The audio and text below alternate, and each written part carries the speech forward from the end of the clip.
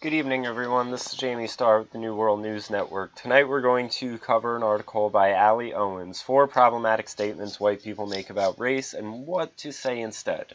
And realistically, what she means is the same thing H.J. Kong said in the Beyonce story. Shut up and listen, listen, listen. So, first I want to just tell everyone the reason why I've been doing a lot of these videos on the race problem that's being perpetuated in society is it's kind of a personal one to me. I was born through artificial insemination, so I don't know half of my family lineage from my father's side. For all I know, I might be part black, but I don't know, and therefore it's up in the air, and I have a real hard time, though, constantly being told, you are white, you have to be responsible for what somebody who remotely slightly looked like you in the past did. It's an awful way of, collectivist accountability. Every living relative of mine I've ever met has never engaged in any sort of racist behavior. And this sort of guilt by association over the most superficial of things is just so deplorable and awful. Secondly, I don't have any children, but my sister does. And all of my sister's kids are mixed. And I have a lot of friends who have kids, and a lot of their kids are mixed. So what I'm surrounded with are children that embody the melting pot idea. They are symbols, like I would say Obama is, that racism is withering away, that people are merging together, coming together, finding more similarities than differences, etc. And people like this author cannot celebrate that. They have to divide people. They have to, view black people as infantilized and, not able to do for themselves. So they need an extra boost from white people and such. And it pisses me off because in terms of mixed children, I don't know how you don't see yourself as creating a world where these children are going to feel nothing but internal conflict. How they are not supposed to feel as if their mother's side of their family shouldn't be at odds with their father's side, I don't know. I don't know what your goal here is, and all I can see is you trying to shape an ugly, ugly world. So, little background, I did this video once, and I had a mishap, so I'm doing it again. I hope I'm as witty as I was the first time. But I also, in between doing this video last time and this time, I looked into the author of this. She's a girl from Chicago. Colorado. I assume she's pretty young. She's a musician. She's a decent musician. I checked out a song. Darling, you're a good musician. Stick to music. Don't put out your opinion, because it's not a very pretty one. As you can see her other articles, growing up coming of age in the patriarchy. Darling, you don't know a patriarchy. Move to Saudi Arabia and you'll see patriarchy real quick. Equality is not special privilege. Here's the difference. Yes, but special privileges have been granted in the name of equality. And then here's the funniest one. What my on-stage nip slip has taught me about nipple shaming. Who nipple shames? Well, I mean, I assume most normal children were once fucking sucking on someone's nipple. I assume most adult men would like to still be sucking on a pretty girl's nipple. I'm assuming if there were any men at the show, they probably wish they saw it twice or got a picture rather than just a glance, and I doubt any of them got a glance at your nipple and were like, oh. I mean, not unless you're like, got some hairs popping out of it, you're not tweezing, or like there's just something unsightly about it, but I don't think I've ever seen an ugly nipple in my life. You should be happy you had a nipple slip. I'm sure you got a fan or two out of it. It sure worked for Janet Jackson at the Super Bowl. Anyway, on to the article. February is Black History Month, and along with it comes the inevitable onslaught of facepalm-worthy comments on the internet from certain white people and certain self-loathing articles from little social justice. Oh wait, that's not in there. These usually start with "I'm not racist, but," and end ironically with something inherently racist. And these are very weak examples. "I'm not racist, but slavery ended a long time ago. Get over it already, black people."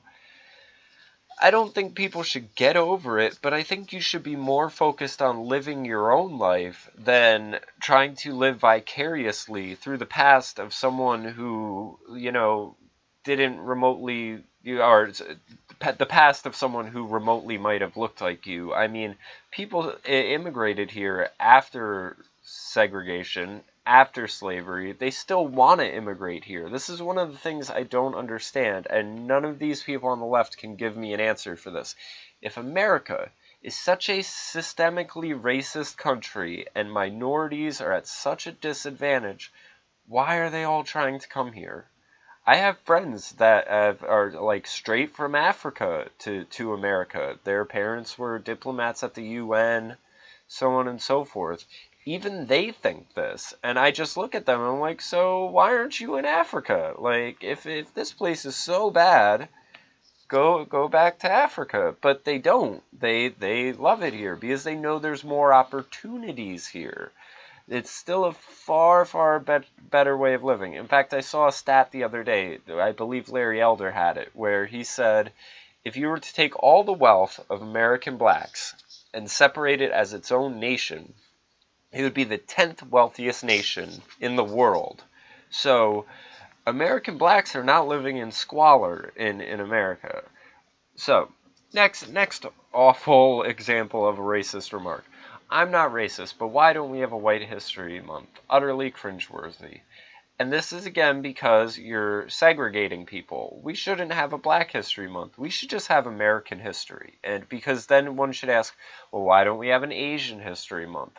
Why don't we have a Female History Month? I'm surprised the feminists aren't pushing for that. Why don't we have a Latino History Month? I'm pretty sure that's coming down the pipe. So I think there should just be a far, far more integrated American history. I mean, think of it like this. Should African Americans or, Black Americans, I want to try to stop saying African Americans, but I'm so trained at this point to say it. Should Black Americans really only have their history promoted and glorified in February, or shouldn't it just be all throughout? I mean, if everyone identified themselves as American instead of all these subgroups first, I think we would be more together. I think we would feel more together. We would see underlying principles unite us. And that's the main problem, is there's no proposed underlying principle to say, all right, well, I'm white, I want this, you're black, you want this, you want, we all agree, we all want the same thing. Cool. How can we work towards that? Because that's the problem. You have, people all say, oh, I want a decent way of living, I want, good education, I want this, and that. And the way where it's really divided at this point is you have one group of people, like these social justice warriors, who are just looking at things saying, I want this, someone else has it, daddy government, go steal it for me, go steal it from them and give it to me.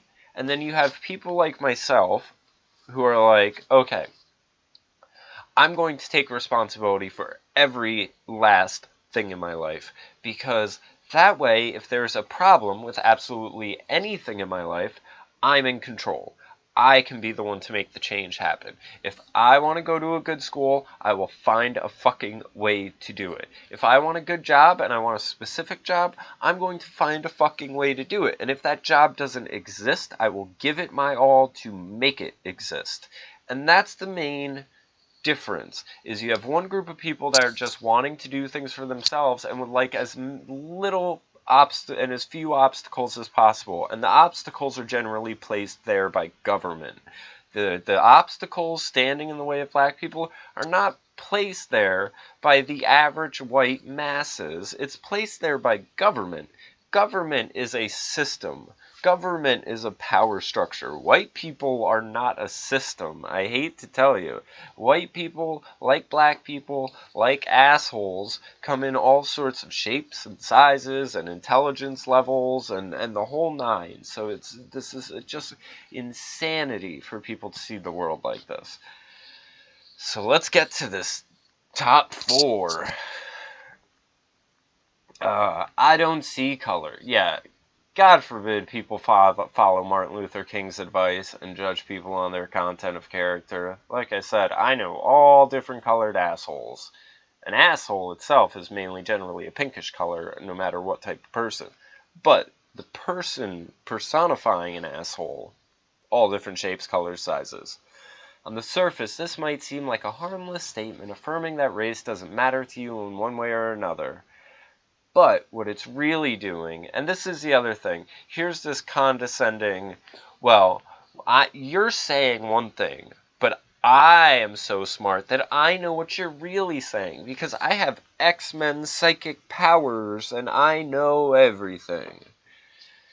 So what it's really claiming is that all of us are the same, which isn't true. This is good. See, I like where this is going, because I tell people, oh, you want equality? Who's equal to you? And because half the people talking about equality are such self-righteous egotists, no one's equal to them. They are outstanding, and everyone else is below them. So they'll never agree that anyone's equal to them. Because even though we're all human and all made of the same stuff, wait, this sounds like a bit of a contradiction. It is our responsibility to acknowledge that since we do exist in a societal system of racism, do we? Do we really? The color of our skin can and does dictate the way each of us experiences life. You know what? I grew up in Poughkeepsie, New York. I've always had a large amount of black friends, and some of these black friends I've gone on vacation with.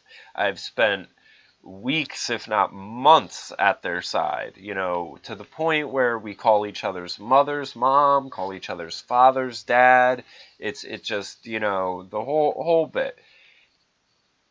And I'm pretty sure when I would be spending a week with them, and we would be hanging out, going to concerts, getting drunk, playing video games, whatever the case may be, I'm pretty sure we were experiencing things the exact same. Now, some of my friends wore glasses and I didn't, so maybe our actual visions were a little different, but I think the overall experience was the same. And we both seemed to enjoy these things. We both seemed to have fun, and when we get together now, we have fond memories of it all. So I don't know what the grand difference would be, but, and this is the other thing, there's such bold statements being made, and nothing to back them up, ever,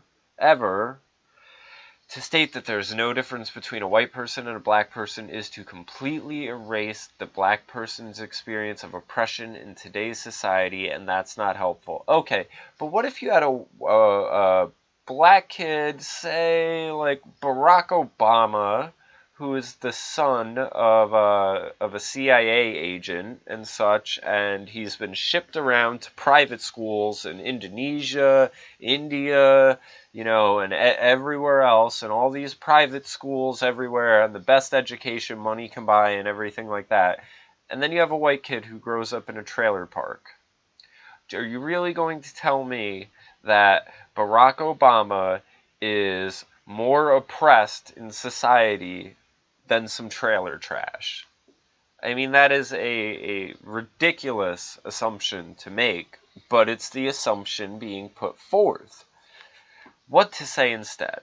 And I can tell you right now, from the looks of it, this is like Donald Trump and the anchor baby thing. Oh, don't say anchor baby. Well, what do you want me to say instead? Child of undocumented immigrant worker who is in the country without permission for temporary work in it. Too long, anchor baby.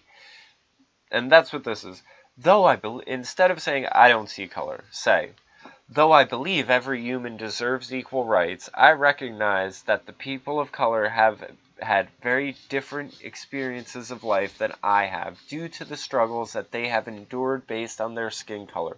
What struggles? I mean, this is what, like everyone doesn't struggle? Like everyone doesn't have to apply to go to a college? Like everyone doesn't have to fight in the marketplace to get a job? Like everyone doesn't have problems paying their bills? White people have higher levels of poverty, homelessness, higher on welfare, or more on welfare. so on and so forth. Every metric that you can try to measure by, white people are suffering more. And it could be because they're the majority, or it could be, it's not because of racism. I think it's just the way the deck is shuffled. But whatever. So bullshit point number 1. All lives matter. No, they don't. And here's how I can prove that to you, darling. About every year, 4 times as many white people are killed by cops than black people. There's about, what are the numbers? There's about 2,000 some odd white people, I think, who were killed last year by cops. And there was about, I don't know, maybe what's a quarter of that? Maybe 500-600 black people that were killed by cops last year at the most. Those numbers might be even lower. I might just be inflating them. I'll giving you the benefit of the doubt here. But name me 2 of the white people. And I ask this of people all the time. Name me 2 high-profile, unarmed white people who were shot by cops, because it happens, and it happens 4 times as often, but no one knows their names. There was not a protest. There was not a riot. There was not any sort of anything. And that's because when a white person gets shot by a cop, they assume there must have been a reason. They give the benefit of the doubt immediately to the cop and not to the person. Now, I can think of videos I've seen. I saw a homeless white guy in New Mexico a few years ago get shot to death. I mean, it's happened here and there, but you don't know the names. You don't know the names like Tamir Rice, Mario Woods, Trayvon Martin. I mean, all of these are just drilled into people's heads. So I think it's safe to say that white lives don't matter. Not in terms of the media, not in terms of public outrage, not in terms of anything. So let's get into our explanations for this. Technically, yes, all lives do matter.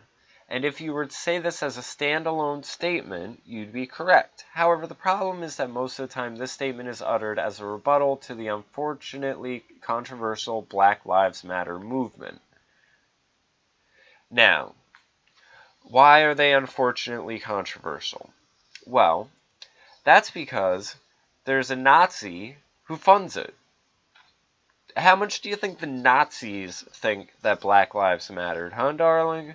So, Washington Times came through George Soros's finances and discovered that he has given $33 million to radical groups, including Black Lives Matter. And that's the thing, is that Black Lives Matter is not just a statement, it is a political movement. It's also a political movement that is seeped in communism and socialism. The profound racism of Black Lives Matter. The Black Panther movement reincarnated. And we definitely saw this at the Super Bowl. Black Lives Matter at first blush seems difficult to imagine anyone taking issue with the obvious self-evident truth articulated by those 3 simple words, but when we peel away the veneer of deception, we find that Black Lives Matter is in fact the most destructive, hateful, racist movements in living memory, founded by a core group of revolutionaries who detest the United States and revere the nation's most devoted radical enemies. BLM is in essence an ideological reincarnation of the Black Panther movement that flourished in the 60s. So, and then it goes on saying how after the Hispanic man, George Zimmerman, was magically declared white, that this group came to predominance and, emphasizing that there's a social class, patriarchal, racist, militarist, structural oppression that's still keeping people from achieving their dreams. It goes through the whole bit. So you see, Black Lives Matter means a whole lot more than just Black Lives Matter. And that's why it gets objections, because it's not just trying to point out one thing. It has other ideologies with it and wrapped into it. So, here let's get into some of these. The lead founder of BLM, Alicia Graza, a young woman who candidly reveres Assata Shakur, who's Tupac's sister. That's never mentioned when they mention Assata, but it's Tupac's sister. The Marxist revolutionary, former Black Panther, and convicted cop killer whose 1979 escape to Fidel Castro's Cuba was facilitated by the Weather Underground organization and the Black Liberation Army. Weather Underground, Bill Ayers, buddies with Obama. So this is of no surprise that this stuff is going on while Obama is president. Obama was friends with terrorist groups that were bombing police stations and everything like that. They do not repent for what they did. They're in fact still quite proud of what they've done. And these people have gone on to teach at colleges and to raise these other generations of arrested development revolutionaries. So, just no surprise with the Weather Underground being involved. Others whom Graza praises for their extraordinary accomplishments, like Angela Davis, a Marxist and former Black Panther, Ella Baker, an avowed socialist who had ties to the Communist Party USA and Weather Underground, and Audre Lorde, a Black Marxist lesbian feminist. So, and then I think there was one other thing in here I want to cover. Oh, yeah. Recently, BLM sponsored a panel discussion on policing race and injustice featuring a talk by former new Black Panther chairman Malik Shabazz. That's the same Malik Shabazz who openly advocated for a race war. Now, as Louis Farrakhan said, a race war would be suicide, because here's what's going to happen. You're going to have these radical black people and black supremacists separate off, and then they are, because they are, communist, socialist, and everything else, they will then end up not fighting against white people, but will be fighting against people who enjoy freedom, because freedom is opposed to socialism, communism, and all of these dictatorial, authoritarian governments.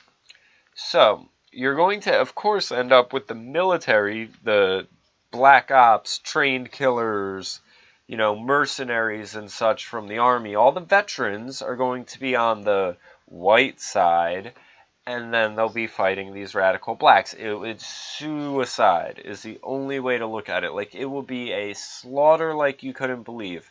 And I really hope it doesn't come to that. I hope something, snaps back at these people where they end up just being like, whoa. Because, if you were to just substitute out, I had a dialogue with one of these people on YouTube the other day, and for every time they say cave beast, honky, cracker, if you were to just substitute out nigger, it sounds like a Klan speech. I mean, verbatim. And they are so blind and just indoctrinated that they have no idea. They do not realize that they are black skinheads. As Kanye West had a song, Black Skinhead. And the moment I heard it, I was like, oh no. This is where it's going. This is going to be bad. And sure enough, like clockwork, here we are.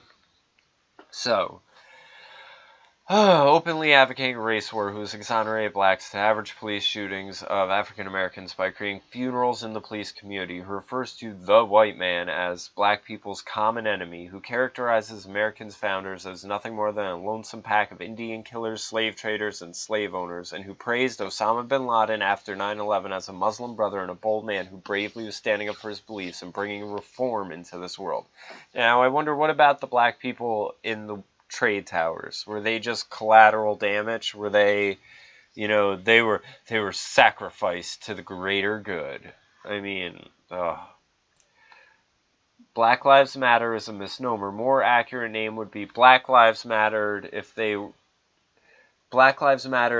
terminated by a white person or a cop. All black lives can go to hell. It doesn't quite roll off the tongue so easily, but it's exactly what Black Lives Matter believes. So, that's why there's issues surrounding people saying that. But let's see what this girl says.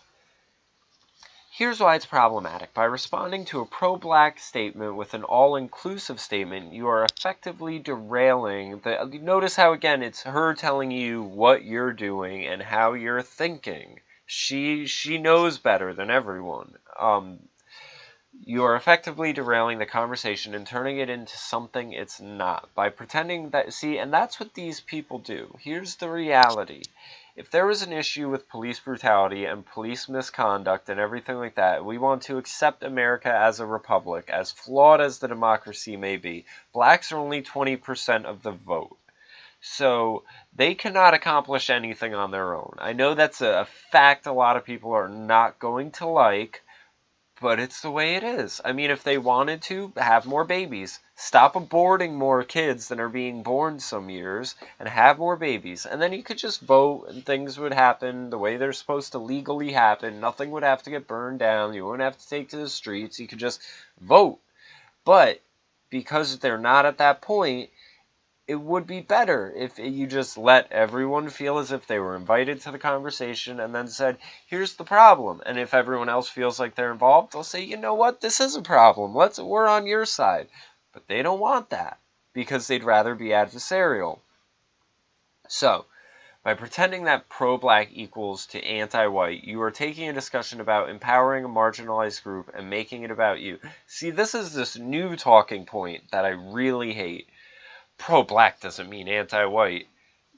Just tell me one example where there's pro-white that someone doesn't think is anti-black. Because every single last thing that is pro-white is viewed as anti-black. And again, I went to a high school where there were all sorts of clubs. Clubs for black kids, clubs for Latino kids, and then there were just the generalized club. But there was no white club where people could celebrate their culture because, white people might be German, British. There's just so much of a mix. I guess it would be really hard to do, but it's like a shame that you're going down this route, and then when someone actually comes and says, all right, well, maybe I'm a little jealous, let me have a group of my own, then it's like, oh no, that's offensive to everyone else. You can't be offended by them all segregating themselves by race and ethnicity, but the moment you do it, you're doing something harmful to them. Even if you just want to be off in the corner by yourself with someone else who looks like you the same way they are, doing the exact same thing the other people are, that's harmful. And then they go and they say, well, it's because you have institutional systematic power. And I don't have any of these superpowers. I'm not a mind reader. I don't have the ability deep down inside to tell people what the words they're saying really means. I mean, these are the people who think they have power. They think they have the power to read your mind and to tell you what your words really mean and what they don't mean and how they affect other people and everything like that. Because they took some social science course at a liberal university. Look, everyone already knows that white lives matter. Do they? Can you name a handful of a few shot by cops? I bet you can't. Bet you $100 you can't.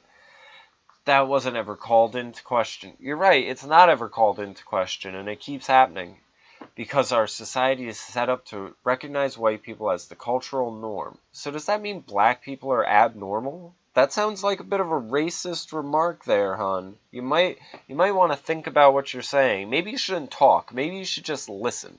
Listen, listen, listen. People of color, on the other hand, are most definitely not the norm. Whoa, super racist. How are they not normal? I thought we're all human. What's abnormal about them? Their skin color? You sound a bit like a racist. And they need those shout-outs. Oh, it's far more than a shout-out, darling. They need the social momentum that Black Lives Matter movement is gathering. Yes, and with $33 million from George Soros, you can be sure it's not going to end anytime soon. They need a platform upon which to discuss these issues, which you would respond to someone trying to raise awareness about paraplegia. Oh, I hate this. This is someone raising awareness about paraplegia-inducing spinal cord injuries by asking, what about people who can walk? Enough, just stop. Or you're not going to show up to a diabetes convention and talk about cancer. But here's the thing. If you were to show up at a colon cancer event and say, well, let's talk about lung cancer because both of them are caused by certain carcinogenics, both of the root issue of both of these is the same, then that's adding to the conversation. And that's, again, where this sort of gets detracted. It's let's deal with the symptoms and not the root of the problem. It's a very American thing to do. That's why we're such sick people with all of these diseases and everything, because no one cares about the root cause of anything. They just want to manage the symptoms. That's why, you have pills that help you with your arthritis or whatever, but they never tell you change your diet, eat something different or anything like that, things that, again, could be causing these things. They just want to manage the symptoms. It's why the government brings in all the drugs that they make illegal and then arrests you and, everything like that, because they're managing the symptoms. We can't deal with the roots of anything. The roots are off limit. The roots keep the system moving. So, what to say instead? Yes, Black Lives Matter. And leave it at that. No buts. If racism is still a problem, how come we have a black president? This is actually our 6th black president. This is a common misconception. Abe Lincoln was black, Coolidge was black. There's a handful of other ones, you can look them up. But there have been lots of partial black presidents. And I'll tell you what, that's a little bit of history that's had to have been erased, because if Obama was not sold to people as the first black president, and people like this girl couldn't feel, oh, we're doing something, we're changing the world, they wouldn't have voted for him, because he's not qualified. His background is so shady. So this is basically an assumption that just because conditions have improved for the black community over the course of several hundred years, no one has any right to complain about the status quo. And that is utterly ridiculous. What? People have every right to complain about the status quo. The status quo is awful for everyone. It's equivalent to time traveling back to the 1950s and telling people fighting to end segregation to quit bitching already because slavery has already been outlawed. Isn't that good enough? You know what's funny is if you listen to the far, far radical black supremacists, segregation is what they want. And here's the really funny thing about it all is conservatives and economics professors like Thomas Sowell will point out under segregations, you had less blacks born out of wedlock, more blacks owned businesses, and the overall state of black communities and black families was better off. So conservatives know this. Radical black supremacists know this. So you have, this one group that's all filled with hate. They want to, go back to segregation because they think it will be better. And then the conservatives just blame the liberal policies. The radicals are blaming white people in general. The conservatives are blaming the liberal policies. And it's so funny that two groups that don't see eye to eye are both pointing at something and saying, wait, things were better off under this situation that we were told is awful and shitty. And liberals are the ones who claim to be the champions of minorities and diversities, are the ones who just keep pushing this, oh, we need to do this now, we need to do this, and all this backfiring shit that just makes the situation worse and worse. So, while there's no denying that we've made a lot of headway since the back of the bus days, there's also no denying that systematic racism still exists in modern society. Where? I mean, Obama is the system. If you want to talk about blacks being disproportionately arrested for minor drug infringements, like, say, marijuana, Obama could end that tomorrow. Ron Paul was going to do it on his first day elected. He said, the first thing I'll do in office is I'm going to decriminalize drugs and I'm going to give a pardon to everyone that has been arrested for any of these petty, victimless crimes. You would have had millions of black people getting let out of jail for stupid, petty crimes if Ron Paul was elected.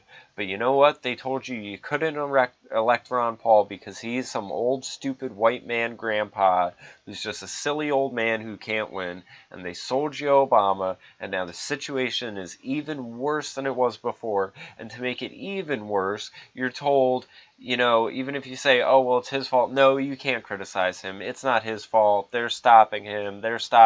When they don't stop him. He does whatever the fuck he wants all the time, every time. So, All you have to do is open your eyes, look past your own privilege. What privilege is that? Is that the privilege of telling people what they're saying really means and how it's going to make other people feel? And you're telling people how they're going to feel about it while in the same breath telling them you don't know their experiences? I mean, this is a narcissist hypocrisy just sort of being perpetuated through this whole thing. This is why I say, darling, stick to singing. Don't put your opinion out there, because you can't even handle a couple paragraphs without making an ass of yourself. And listen to what marginalized groups of people have been trying to tell you all along. You know what the funny thing is that when I have some conversations with, like, say, one black person, a friend of mine, who's gone to, hangs out at a liberal college and works at a liberal college, he'll of course say all this crazy Marxist, socialist, social justice nonsense. And then he'll even go and say this whole same thing. Well, you're always surrounded by black people. Why don't you ask your black friends about it? And I'll just say, I do. I talk to them about it, and they agree with me. And they think you're batshit fucking crazy and brainwashed. And then they're just sort of, and you know what the thing is they're so racist and stereotypical. That's the thing. They can't even imagine someone of color having a different opinion or a different life experience or a different set of beliefs than them. They see it as, you are black, this is what your life's going to be. This is how you will experience things. This is how you will perceive things. And that's why they're completely fine with writing nonsense like this. Because they are the stereotypers and the racists.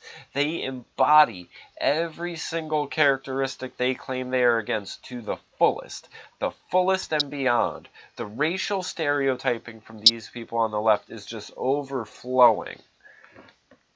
Oppressionism is a spectrum, sort of like autism, I guess. Not an either or just because we have a black president and some high-profile black celebs and cultural icons does not mean racism is over. Yes, but it certainly does show that it's not systemic, because otherwise the system has a lot of holes in it. A whole lot of holes, like the NBA for one, the NFL for another, like the music industry as a third, and then politics as a fourth. And I don't think that they're stopping black people from joining the police force either. So which system is the whites only club? Please, I'd like to know. And it does not give you license to discount stories of black folks who have spent their entire lives experiencing racism in its many forms. But you know what? If a black person goes and says, hey, things aren't so bad, they're going to discount them and their stories and say, well, you're just a coon, you're an Uncle Tom, you're a race traitor, you're a whatever. Ugh. We have absolutely no business telling people what's good enough in terms of their equality. After all, the level of racism in this country won't be good enough until it's gone. Yet she is completely fine trying to tell white people what's good enough for them to be saying and not saying. What to say instead? Nothing. Listen. Shut up, Whitey. I'm going to tell you your place in the world. Instead of speaking, people of color have something to say, and until you can hear it without writing it off because their experience of life doesn't match your own, you have nothing of value to contribute to this conversation. So then it's not a conversation. Conversation implies two parties going back to back. This is, again, someone dictating. And this is the other problem, is these people, this is all they know. All they know is to sit in the back of a class like a Clockwork Orange with their eyes peeled open and just, it's like, social justice, feminism, oppression, patriarchy,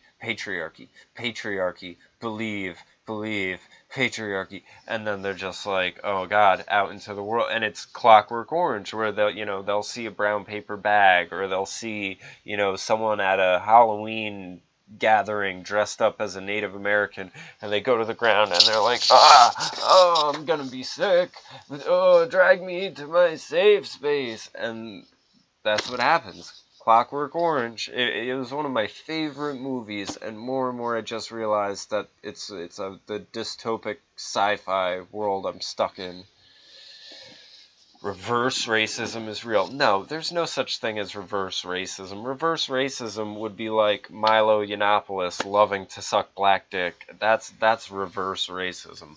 racism is a thing that anyone can do. This is another one of these modern definition cultural Marxist nonsense where racism is power plus privilege. It's not, and it has to be this because what the thing is these people in this article is the original actual definition of racism, which is having a bias or a preconceived notion about someone and feeling some sort of way about them just because of the color of their skin. If that was the definition, then all of these people are guilty of that. This is what this article is doing. This article is rationalizing racism by the original standard definition. The only way any of this makes sense, and it's why people like me have such a hard time with it, is because this is a completely new definition of racism, and it's completely contradictory to the other ones that have existed all through time, and then they're still trying to hold the same things up and kind of base it on a whole different standard. Like, it makes no sense. No, it's not, and here's why. Look at an equation. Hold on. I just want to bring this up. Oh, let's see. Will it load? Just give it a minute. Oh, there we go. New Black Panther leader. Kill white babies by bombing nurseries. I mean, I don't think that's not racist at all, right? Because all those babies, they're going to grow up to be cops, and they're all just going to shoot people anyway. So, I mean, you might as well just get them while they're young. They're guilty anyway. They're white. So, you kill the babies. Why not? It's not racist. It's definitely not racist to want to kill infants. So, anyway. No, it's not. Here, look at it as an equation. Oh, there it is.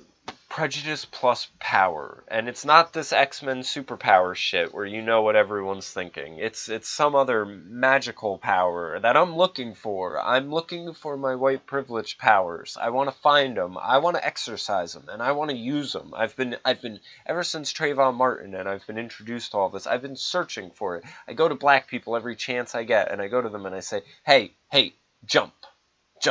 Don't you? I'm white. You're supposed to do what I tell you because I have power. I have power over you, and I'm prejudicing you because you're black, and my power is jump. And it never works. Never works for me. I don't know why. I mean, I've been told in the past couple of years that I have all this power, and I can't exercise it. And I'm not able to use it. I don't know if there's like a magical ring with like superpowers I have to wear, or if like it's some sort of superhero mask that I have to put on. Like, how do you activate the magic white power? So, anyway. While it's true that anyone can hold a set of prejudices against anyone else, racism specifically implies oppression, and white people as a whole are not oppressed. Again, what's your definition of oppressed then? Because, I mean, isn't there some sort of issue with the 1% and them oppressing people and corporations? So this is what's known as commonly amongst people as the oppression Olympics. Prejudice generalizes. It makes judgments that are often premature or unjust. Racism, on the other hand, is a whole system of oppression. Again, a system. I don't know what system it is, where the system is located, what the rules of the system are. It's just there, lurking in the ether. It's in the mist. It's in the computer, maybe. Who knows what system. But, I mean, most systems have to have, like, a program and coding and structure and... she's not naming any of it. No one ever does. They just say it's there. It's there. It's there. This is a witch hunt. A cultural ideology like Marxism. Do you know what cultural Marxism is? Because you sound a bit like a Marxist. That begins from a position of privilege. Race-related societal privilege is something black people simply do not have. How do they get it then? That's the other thing I'm wondering. If it's something that they don't have, how do they get it? How do I get mine? Like I said, I'm looking for mine. I've misplaced it somewhere. Therefore, reverse racism is nothing but a myth created by white people who are unwilling to examine their own privilege. I'm willing. I'm more than willing, and I want to exercise it. Please, let me. Because then I can at least just be like, oh, That's it. All right. I'm with you.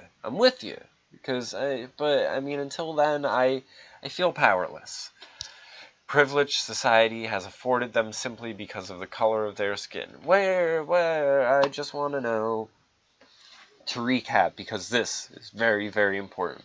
Black people can be prejudiced against white people, but they cannot be racist towards white people.